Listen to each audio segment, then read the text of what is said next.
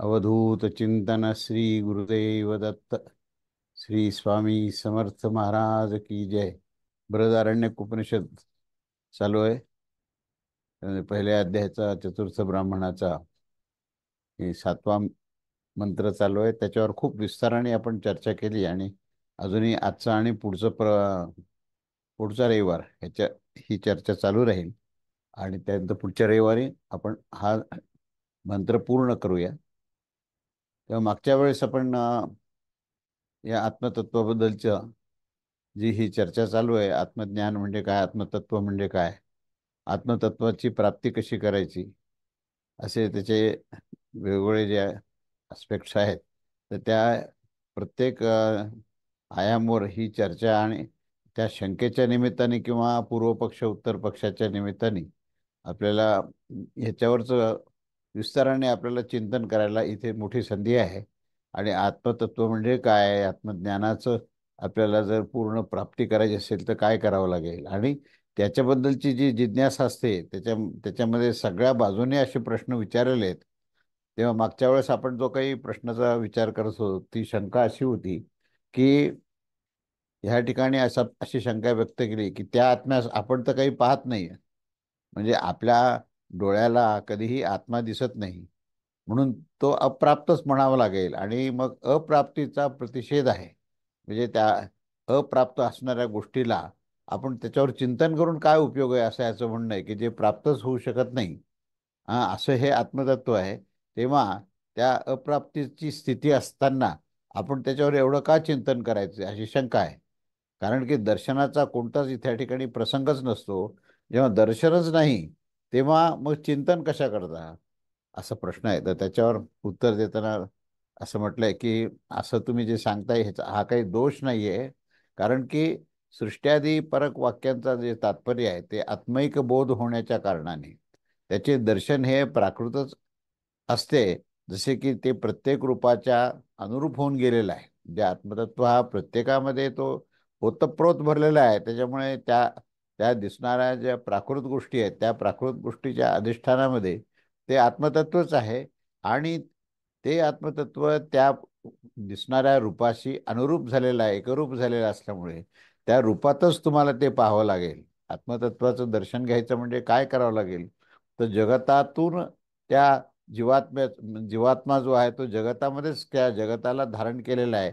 आणि त्या जीवात्म्यामधला जीव भाव एकदा वजा केला की आपली जी दृष्टी प्रकृतीकडे जाणारी असते, ती दृष्टी आपण तत्वाकडे जाण्याची जी आपण तयार केली, तर मात्र आपल्याला त्यात आत्मतत्वाचं दर्शन हे कोणत्या स्तरावर आहे, तर आपल्या ज्या डोळ्याने आपण पाहतो ते जे प्राकृतिक दर्शन आहे. पण चक्षुसुद्धा हे चार प्रकारचे असतात. चक्षुमध्ये सुद्धा अंतरंगातले सुद्धा हे विविध चक्षु, मनसचक्षु आहे. त्यानंतर हे बुद्धीचे चक्षु आहेत, म्हणजे कल्पनेची आपण भरारी मारतो आणि त्याच्याने आपण काही गोष्टी पाहतो. त्यानंतर जी आत्मचक्षु जे आहेत त्या आत्मचक्षुनीच आत्म्याचं दर्शन होतं. तर आत्मचक्षुच्या स्तरावर तुम्हाला जाऊन दर्शन घ्यावं लागेल, तेव्हा त्या रूपामध्ये जे अरूप आहे त्याला अरूप म्हणलंय किंवा स्वरूप म्हणलंय, त्याचं हे दर्शन हे होऊ शकतं, असं या ठिकाणी त्यांनी सांगायला सुरुवात केली. तेव्हा या वर्णनाने असं सिद्ध आहे की आता श्रुती जी आहे ती जी प्रामाण जे असतं किंवा प्रामाणिक क्रिया विशिष्ट आत्म्याची ही अकृष्ण म्हणजे असंपूर्ण अशी आहे. त्याची असंपूर्णता काय आहे की त्यावर दाखविले जात आहे की तात्पर्य असं आहे की प्राण न करता आहे असे बोलल्या जात असते, कोणत्या तरी अन्य क्रियेच्या कारणाने नाही. जसे लावक पाचक इत्यादी जी क्रिया असतात त्यामुळे त्याच्या क्रियांतर विशिष्टाचं हा उपसंग्रह जो आहे तो संग्रह न होण्याच्या कारणाने तो कधीही परिपूर्ण नसतो. प्रकृतीमध्ये परिपूर्णता येतच नाही. आपण कितीही माध्यमाचा आपण उपयोग केला ते माध्यम परिपूर्ण नाही, पण माध्यमातून परिपूर्ण तत्वाला आपल्याला पाहिजे. अशा प्रकारे ही वक्ती ती आता हे म्हणजे एकेकाचं व्युत्पत्ती सांगितली आहे की तुम्हाला वाणीतून, तुम्हाला चक्षुतून आणि ह्याच्यातून श्रवणेंद्रियातून हे कसं आपल्याला पाहायचं आहे. तर पहिल्यांदा हे जे ते शब्द आहेत म्हणजे वाणी वाक शब्द वापरलेला आहे. तर वक्ती ती वाक ह्या उत्पत्ती व्युत्पत्ती जी आहे, ही प्रत्येक शब्दाची व्युत्पत्ती म्हणजे कशी शब्दनिर्मिती कशी झाली हे सांगून त्याच्यामध्ये परमेश्वराला कसं पाहायचं किंवा आत्मतत्वाला कसं पाहायचं. तर वक्ती ती वाक या व्युत्पत्तीने म्हणजेच बोलणे म्हणजे वदनक्रिया करण्याच्या कारणाने त्याला वाक असं म्हटलेलं आहे. तसंच पुढे चष्टेदी चक्षुः या व्युत्पत्तीने पाहणारा म्हणजे दृष्ट्याचे नाम हे चक्षु आहे. आणि शृणिती ती श्रोत्रम या व्युत्पत्तीने जो ऐकत असतो, जे ऐकण्याचं जे साधन आहे ते साधन म्हणजे श्रोत्र आहे. प्राणनैव प्राणहा वदनवाक या दोन्ही वाक्याच्या आत्म्यामध्येच या क्रियाशक्तीचा उद्भव असतो. म्हणजे ह्याचा अधिष्ठान काय आहे हे सगळं जे विभिन्न व्युत्पत्ती काय सांगितली की त्याचं संबंधाचं अधिष्ठान एकच आहे. तो आत्मतत्वच ह्या ह्याच्यातून चक्षुतून पाहतो, तोच ह्या श्रवणातून ऐकतो, तोच या श्रोत्रातून ऐकतो आणि तोच ह्या चक्षुतून पाहत असतो. तेव्हा पश्यन चक्षुः श्रवणम श्रोत्रम या दोनही वाक्याने विज्ञान शक्तीचे प्रागट्य हे प्रदर्शित केले गेले आहे. कारण की विज्ञानशील हे नाम आणि रूपाचा विषय करणारे आहे. श्रोत्र आणि नेत्र विज्ञानाचेच साधन आहे आणि विज्ञान नामरूपाचे साधन आहे. कारण की नामरूपाच्या शिवाय अजून कोणतेच विज्ञेय असं नसतंच आणि त्याच्या ह्या उपलब्धीमध्ये नेत्र आणि श्रोतच मुख्य कारणभूत आहेत. नाम आणि रूपाने साध्य जी क्रिया असते त्या प्राणाच्या आश्रित आहेत आणि त्या प्राण आश्रिताच्या क्रियांची अभिव्यक्तीमध्ये वाक हे साधन आहे. अशा प्रकारे पाणी, पाद, पायू आणि उपस्थ या नावाची कर्मेंद्रिय देखील आहेत व वाक ह्या सर्वांचा उपलक्षणाच्या साठीच आहे. हे सर्व व्याकृत जग आहे. पुढे हे सर्व नामरूप कर्म हे त्रयरूपच आहे आणि ह्या श्रुतीने ही बाब सांगितली जाईल की मनू ते इति मनहा ह्या व्युत्पत्तीने मनन केल्यावरच त्याचे नाम मन असं होतं आणि मन ज्ञानशक्तीच्या विकासाचे साधारणतः साधन आहे. कारण की ह्यापासूनच आत्मा मनन करत असतो. पुरुषच कर्ता होण्यावर जेव्हा मनन करत असतो तेव्हा मन या नामाने बोलल्या जात असतो. तो हे प्राणादी इत्यादी आत्म्याचे कर्मनाम अर्थात कर्मजनित नामच आहे. हे वस्तुमात्राचे विषय करणारे नाहीत. त्यामुळे ते संपूर्ण आत्मवस्तूचेच द्योतक आहेत. म्हणजे या सगळ्यातून आत्मवस्तूचंच हे द्योतक आहे ठासून सांगितलंय. तेव्हा अशा प्रकारे हा जो आत्मा आहे तो प्राणनादी क्रियेने त्या क्रियेचे कारण होणारे प्राणादी नाम आणि रूपाने व्यक्त होणे अर्थात प्रकाशित होण्यावर देखील पूर्णतः ते प्रकाशित होत नसतं. तर आपल्याला त्याचा काही भाग दिसतो, काही भाग जो आहे तो उदाहरणार्थ आपण पंचमहाभूतात्मक वस्तूला पाहतो, पण त्याच्यामध्ये त्याच्या बरोबरीने असणारे जे त्रिगुणात्मक ज्या गुण आहेत आणि जो गुणसंघ आहे तो आपल्याला प्रकाशित होऊ शकत नाही, तो आपण पाहू शकत नाही. तर तो आपल्या मनचक्षूने किंवा हे प्रज्ञाचक्षूने आपल्याला तो पाहावा लागतो. तेव्हा तो जर ह्या प्रणनादी क्रिया समुदायामध्ये पैकी कोणत्या तरी क्रियेने हा विशिष्ट प्राण आणि चक्षुची अन्य विशिष्ट क्रियामय आत्म्याचा उपसंहार न करता मनाच्या द्वारे आपण हा आत्मा आहे, आता इथे महत्वाचं आहे, हा आत्मा आहे अशा प्रकारची उपासना म्हणजेच चिंतन करत असतो आणि तो आपल्याला पूर्ण जाणण्यात येत नाही आणि त्यामुळे संपूर्ण ब्रह्मज्ञान होऊ शकत नाही. तर का असं का असतं? कारण की या प्राणनादी समुदायाने विशिष्ट असा हा जो आत्मा आहे तो अकृष्ण म्हणजे असंपूर्ण असतो. या कारणाने तो अन्य धर्माचा उपसंहार न करण्याचे कारण प्रविभक्त म्हणजे एक एक विशेषणाने तो विशिष्ट असा असतो. त्यामुळे जोपर्यंत हा मी पाहत आहे, मी ऐकत आहे, मी स्पर्श करतो आहे, अशा प्रकारे आत्म्याच्या स्वाभाविक प्रवृत्तीच विशिष्ट असा त्याला मी असं सर्वनाम लावल्यानंतर ती विशिष्ट अशा प्रकारची जाणीव असते आणि त्या विशिष्ट जाणीव असेपर्यंत हा साक्षात रूपाने म्हणजे त्या आत्म्यास कारण आत्मा अविशेष आहे, बाकी इंद्रिय जे विशेष आहेत. जेव्हा मी पाहतो म्हटल्यानंतर त्या ठिकाणी मी हा शब्द आला तर तो आत्मतत्वाच्या संदर्भामध्ये तो विरुद्ध आहे. त्यामुळे त्या मी पाहतो या भूमिकेत, मी ऐकतो या भूमिकेतून आत्म्याला जाणता येणार नाही. त्यानंतर कशा प्रकारे पाहिल्यावर तो जाणू शकेल हा प्रश्न येतोच. त्यावर श्रुती सांगते की आत्मा आहे एवढंच फक्त तुम्ही शब्द वापरा. इथे आहे या शब्दाला जास्त जोर आहे. मी आहे हा शब्द नव्हे. जेव्हा मी हा शब्द सर्वनाम आला तेव्हा तो विशेष झाला आणि ज्यावेळेस मी काढून टाकला त्यातला त्यावेळेस तो फक्त आत्मा आहे एवढंच राहतं आणि आत्मा आहे हे अविशेष झालं. तर अशा अविशेष प्रकारच्या या तत्वाला आपण त्या स्थितीमध्ये स्वतःला नेलं तर आत्मचक्षुनेच आत्म्याला पाहता येतं, हे याच्यावरून सिद्ध होतं. तेव्हा आमच्यावर ज्या काही प्राणानादी विशेषणाचे वर्णन केले जाते ते ज्याचे आहे त्यास व्याप्त करण्याच्या कारणाने त्यास आत्मा असं म्हटलेलं आहे. अशा प्रकारे संपूर्ण विशेषाचे उपाधींची क्रियेने होणारी विशेषणामध्ये व्याप्त आहे असे समजा. की समजा की ध्यान करत असताना समजा क्रिया पण करत असतो, या वाक्याने श्रुती सांगेल की सांगेल देखील की हा आत्मा आहे. अशा प्रकारे त्याची म्हणजे आत्म्याच्या अस्तित्वाची विशेष जाणीव असली आणि तो विशेष नाही आहे तर तो अविशेष तत्व आहे, कारण तो सर्वत्र सर्वव्याप्त आहे, सर्वनामरूपात्मक असणाऱ्या आविष्काराचा अधिष्ठान आहे आणि त्याच्यामधूनच त्याचा आविष्कार होतो. त्यामुळे आत्म्याला जाणून घ्यायचं असेल तर तो अविशेष म्हणून आत्मा आहे ह्या भूमिकेवरच चिंतन केलं पाहिजे, त्याच्यावरच ध्यानधारणा केली पाहिजे. ह्या ज्या ठिकाणी आहे हा जो शब्द आहे तो निरपेक्ष अस्तित्वासंदर्भात आहे, जो सापेक्ष अस्तित्व आहे ते आहे असा शब्द त्याला लागू नाही आहे. ते एका सर्वनामाने मी आहे, त्या म्हणजे मी आहे असा शब्द वापरला तर ज्यावेळेस मी नसतो त्यामुळे आहे हा शब्द विलीन होतो. पण आत्मतत्वाला मी हा शब्द लागत नाही. तर आत्मतत्व हे अविशेष असल्यामुळे केवळ आत्मा आहे अशा प्रकारची ही विचारधारा ठेवून त्याची उपासना केली पाहिजे. आणि अशा प्रकारे आपल्या वास्तविक स्वरूपाचे ग्रहण केल्या जाण्यावर हे संपूर्ण आहे अशा प्रकारचं हे आपल्याला जाणीव होऊ शकेल.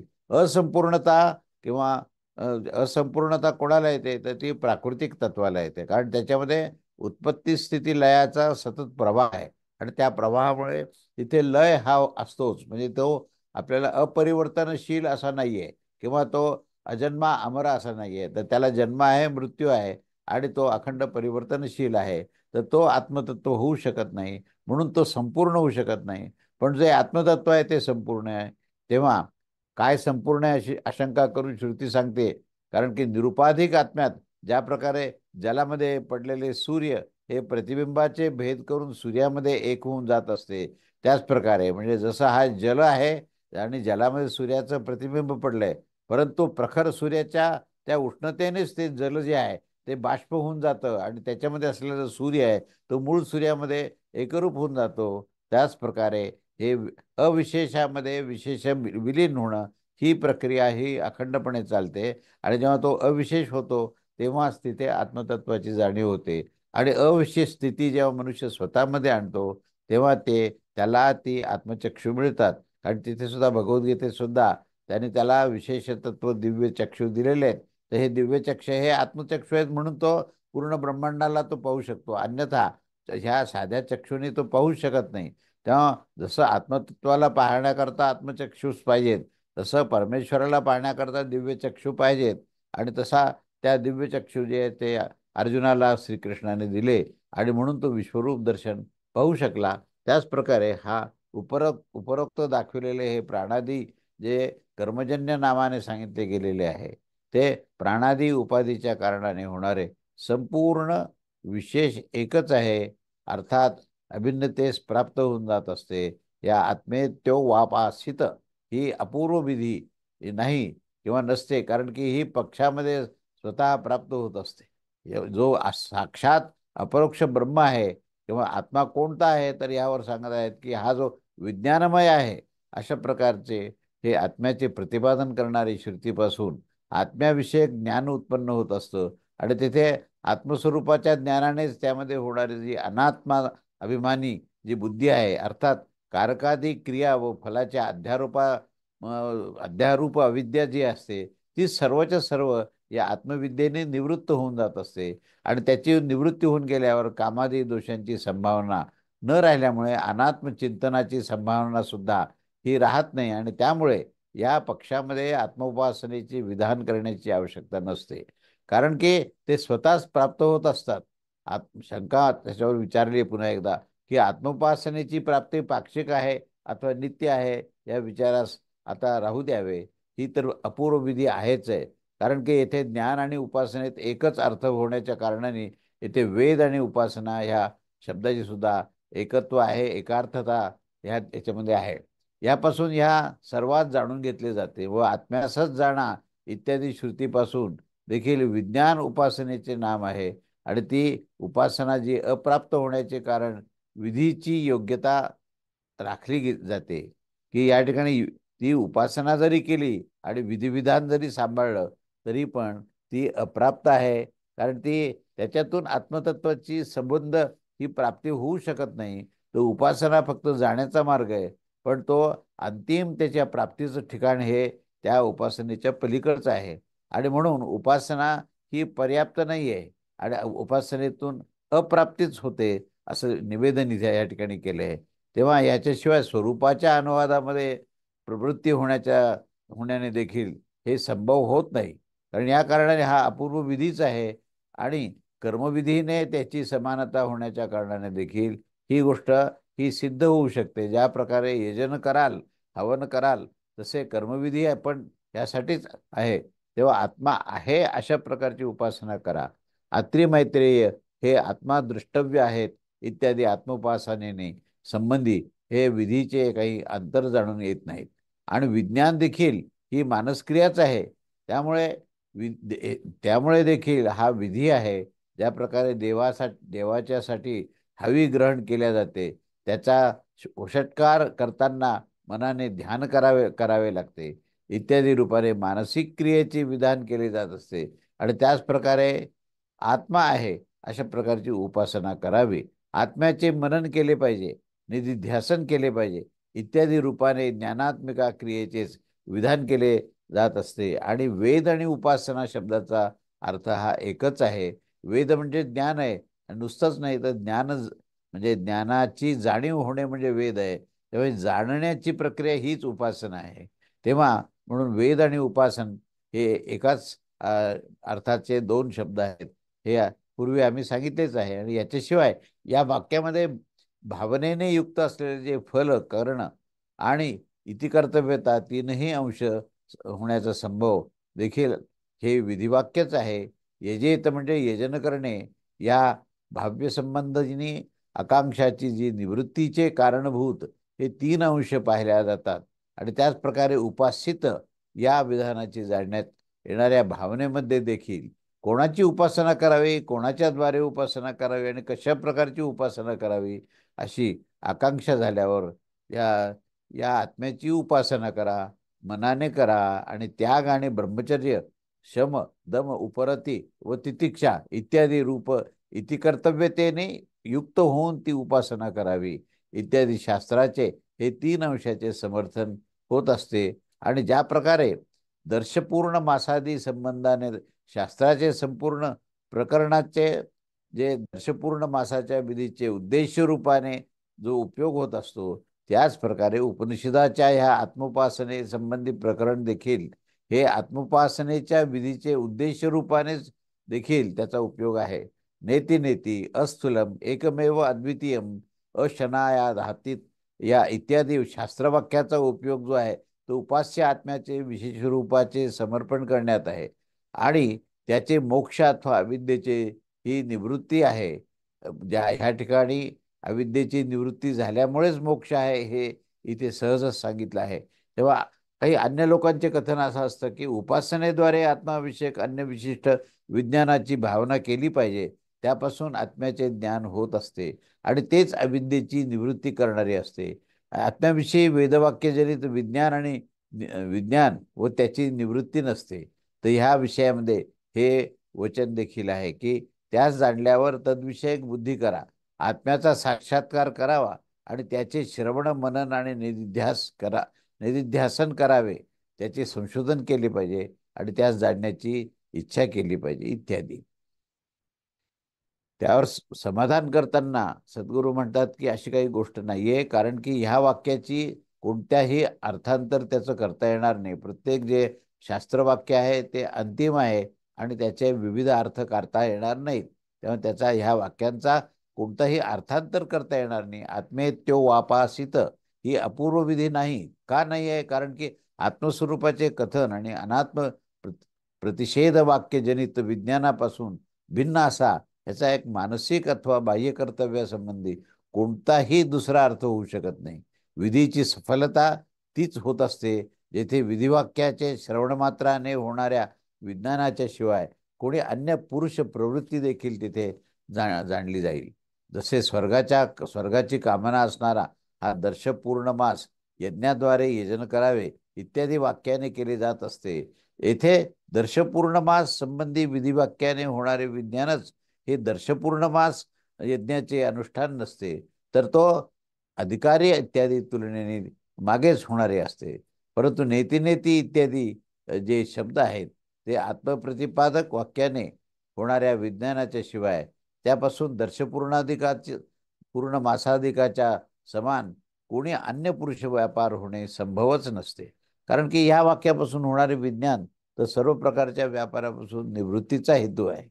म्हणजे या मुळातून अभ्यासाचाच उद्देश तिथे सांगितला आहे की तो प्रवृत्ती मार्गावर न जाता निवृत्ती मार्गावर म्हणजे ज्ञानवैराग्य विवेक ह्या मार्गाने तो जाणारा असावा.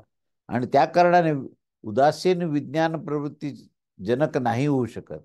या ठिकाणी याच्याशिवाय एकमेव अद्वितीय तत्वमसी इत्यादी जे वाक्य आहेत ते अब्रह्म आणि अनात्म विषयाच्या विज्ञानाची निवृत्ती करणारेच आहेत.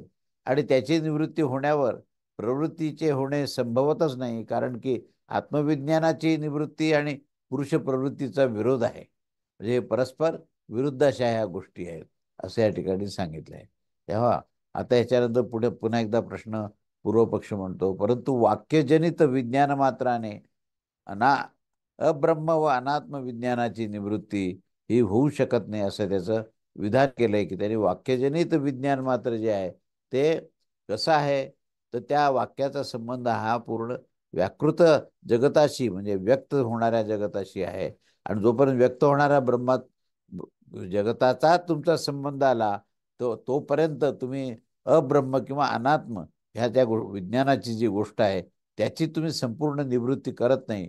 कारण त्याचं जरी तुम्हाला असं वाटत असेल की मी जगाला पाहिलं तरी जग माझ्यामध्ये मी जगामध्ये त्या आसक्तीने युक्त नाही असं जरी तुम्ही सांगत असाल तरीही या ठिकाणी हे वाक्यजनित विज्ञान मात्र जे आहे ते या पूर्व पक्षाचं म्हणणं असं आहे की ते अब्रह्म आणि अनात्म विज्ञानाची ती निवृत्ती ती करूच शकत नाही असं सिद्धांती म्हणतो. त्यावर उत्तर देताना की अरे असं म्हणू नका, तू तो आहेस, हे कार्य आत्मा नसून हे कारण देखील नाही. तर तो आत्मा जो आहे तो कार्य आणि कारणाच्या मध्ये समसमान आहे. तर हे सर्वच आत्मा आहे, एकच अद्वितीय आहे आणि हे अमृत ब्रह्मच आहे, याच्यापेक्षा भिन्न कोणी दृष्टा नसतो, त्यास तू ब्रह्मच जाण इत्यादी वाक्य हे अनात्म प्रतिषेधाचे प्रतिपादन करणारे आहे. त्यावर पूर्वपक्ष म्हणतो की हे तर द्रष्टव्य हे तर दृष्टव्याधीचे विषयास समर्पण करणारे आहेत. तेव्हा असे म्हणू नका, कारण की ह्याचे अर्थांतर होऊ शकत नाही. पुन्हा त्याने तेच सांगितलं असे सांगून आम्ही याचे उत्तर पूर्वीच दिलेले आहे. तेव्हा आत्मवस्तूच्या स्वरूपात समर्पण करणारे जे तत्वमसी इत्यादी वाक्याने देखील त्याच्या श्रवणकालामध्ये आत्मदर्शन होऊन जाण्याचे कारणाने ह्या द्रष्टव्य विधीने कोणी अन्य असे कर्तव्य त्यानंतर मात्र राहतच नाही. पूर्व पक्ष म्हणतो की या विधीच्या शिवाय आत्मरूपाचे अनुवाद मात्राने पुरुष जे आहेत ते आत्मविज्ञानामध्ये प्रवृत्त होत नसतात. तेव्हा असं जे म्हणणं आहे की विधीच्या शिवायच आत्मरूपाचे अनुवाद हे पुरुष जे आहेत हे सहज करू शकतात. आत्मरूपाचा अनुवाद मात्र करण्याकरता त्याला ह्या विधी आणि कुठल्याही प्रकारचं विधिविधान करण्याची गरज नाही असं याचं पूर्व पक्षाचं म्हणणं आहे. तेव्हा पुरुषच हे आत्मविज्ञानाच्या मध्ये प्रवृत्त होत नसतो. म्हणजे आपण एक पाहतो की कुठल्याही विधिविधान केल्याशिवाय सुद्धा या आत्मविज्ञानामध्ये मनुष्य हा प्रवृत्त होत नसतो असं याचं म्हणणं आहे. म्हणजे विधिविधानाची आवश्यकता या विज्ञानाच्या प्राप्तीकरता आहे असं याला नकळतपणे सांगायचं आहे. त्यावर सिद्धांती म्हणतो की असं नाहीये, कारण की आत्मविज्ञान तर आत्मवादी वाक्याच्या श्रवणमात्रानेच होत असतं आणि त्यानंतर गेलेल्या कार्याचा अर्थच काय आहे. तर जर म्हणाल की या विधीच्या शिवाय पुरुष त्यास ऐकण्यामध्ये देखील प्रवृत्त होत नसतो, म्हणजे विधीची आवश्यकता आहे असं इथं जे काही सांगितलेलं आहे ह्या पूर्व पक्षाने, तर ते म्हणणं त्याचं काही उचित नाही. म्हणजे विधीच्या शिवाय आत्मतत्वाचं ज्ञान हे प्राप्त होऊ शकतं. विधिविधान जे आहे हे सर्व या प्रकृतीला, या जगताशी संबंधित आहे. पण जो प्रकृती संबंध विच्छेद झाल्यानंतर पुन्हा विधिविधान काय होणार आहे? त्यामुळे विधिविधानाची तिथे आवश्यकता नाही आहे. तर ध्यानधारणेमध्ये आपण त्या ठिकाणी त्या आत्मस्थितीमध्ये, आत्मविद्येमध्ये जाऊ शकतो आणि त्या ध्यानामध्ये कुठल्याही प्रकारचं कारणरहित, कुठल्याही प्रकारचे विधिरहित असं अशी स्थिती असली पाहिजे.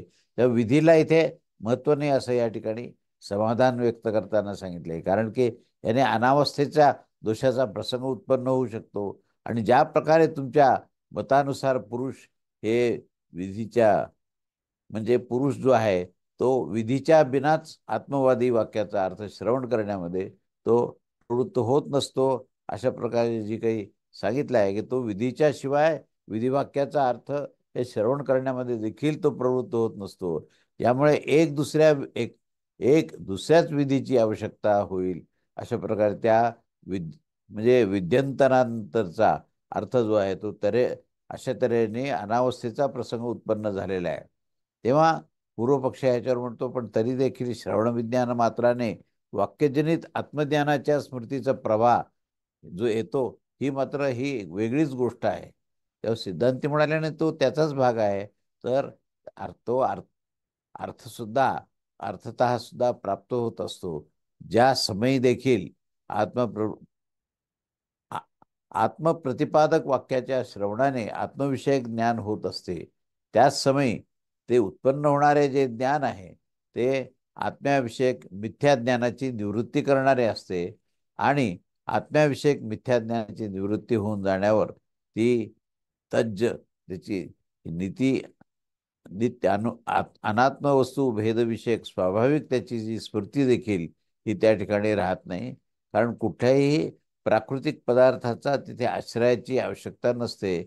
ते स्वतः ते स्वतःचा आविष्कार स्वतःच करतं. त्या विधिविधानाची पुन्हा आवश्यकता नाही, हेच पुन्हा एकदा ठासून सांगितलंय.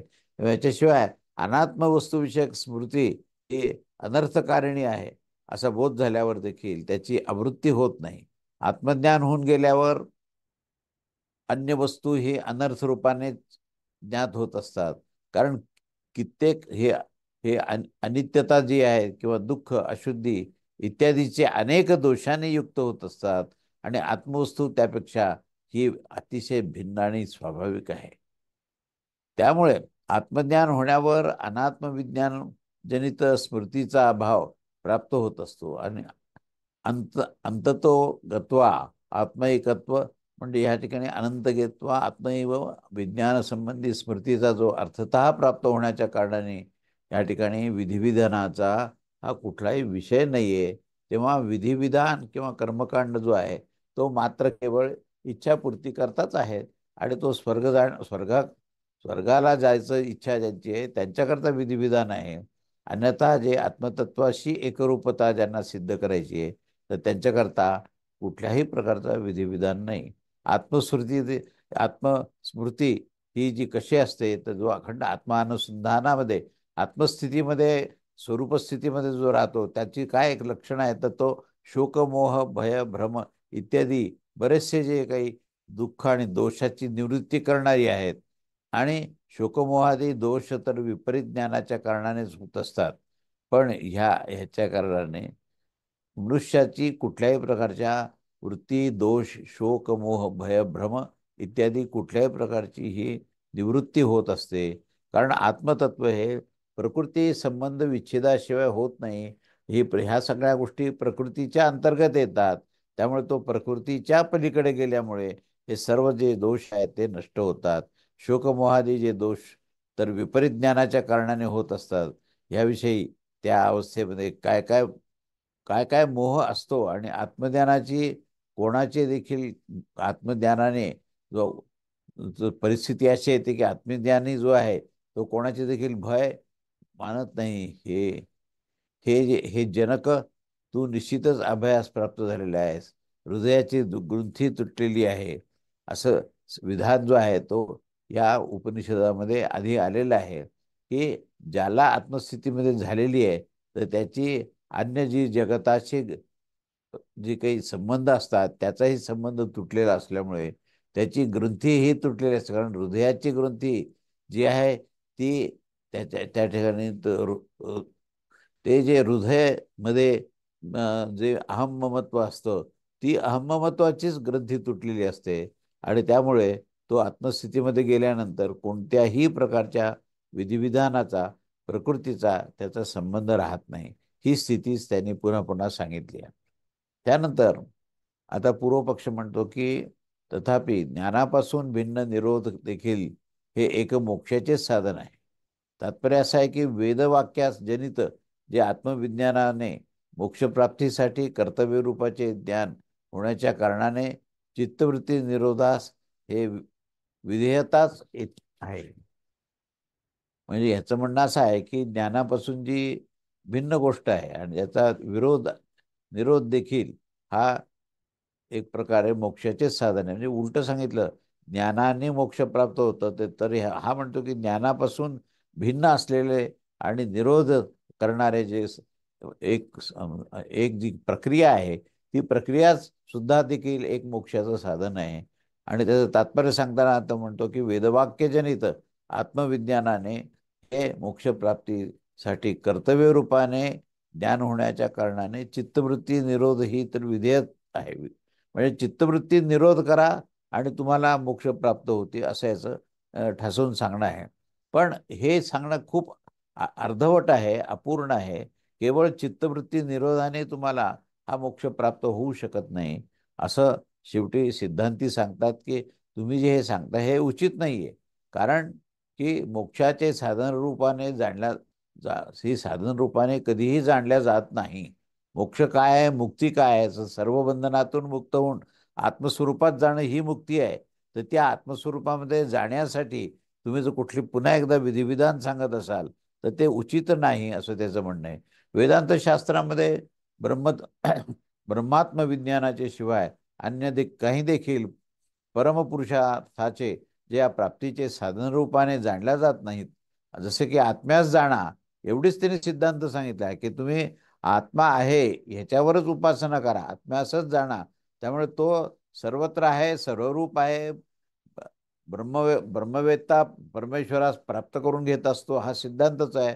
आणि जो पण त्या परब्रह्मास जाणत असतो तो स्वतः हा ब्रह्मस्वरूपच असतो, असं श्रुती वचन आहे, श्रुतीतले हे सिद्धांत आहेत. तेव्हा आचार्यवान पुरुषास हे ज्ञान होतच असतं. आणि त्याच्यासाठी तोपर्यंत त्याला वाट पाहावी लागते, जोपर्यंत तो आचार्य म्हणजे त्या जे काही 3 क्षेत्र आहेत, म्हणजे त्रिविध ज्ञान ज्याला होतं, कुठलं कुठलं भगवद्गीता, उपनिषद आणि ब्रह्मसूत्र, या तिघांवर ज्याचं हे अधिकार निर्माण होतो, तो आचार्य ह्या पदवीला प्राप्त होतो, त्याचंच संपूर्ण ज्ञान प्राप्त होतं. तोपर्यंत जो वेळ त्याला ही द्यावंच लागेल, तोपर्यंत त्याला आत्मतत्वाची जाणीव किंवा ब्रह्मतत्वाची प्राप्ती होणार नाही, असं त्याने ठासून सांगितलंय. कोणत्याही विधिविधान किंवा यज्ञयागाने ती होणार नाही, असं हे पुन्हा एकदा सांगितलंय. तेव्हा हे वारंवार त्यांनी या गोष्टीवर भर दिलेला आहे. तर त्याचाच पुढची ही चर्चा जी आहे ती आपण पुढच्या रविवारी पाहूया. अवधूत चिंतन श्री गुरुदेव दत्त.